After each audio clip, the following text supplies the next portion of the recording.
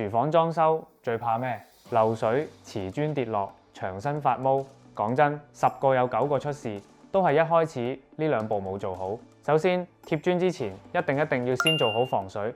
好多人趕工跳過呢步，之後就後悔。廚房防水咧最少要游2次，唔好心急。牆身咧最少做到300毫米高。好，防水搞掂之後就到貼磚。呢度有一個好多人都會犯嘅錯就係膠沙冇油滿，千祈唔好淨係油4個角，或者中間擠一嚿就算。你表面睇落冇問題，但係入面全部都係空嘅。時間一耐，空鼓裂開，塊磚直接跌落嚟，砸親就大件事啦。油好之後，將塊磚對準位置，穩穩陣陣咁壓上牆，然後用橡皮錘輕輕咁敲，慢慢調整，確保每一塊磚都平整實淨，冇移位。呢個動作唔好急，有耐性敲到位，塊磚先會同牆真正黐埋一齊。你屋企廚房裝修仲有冇中過其他伏？留言話我知，幫你分析下。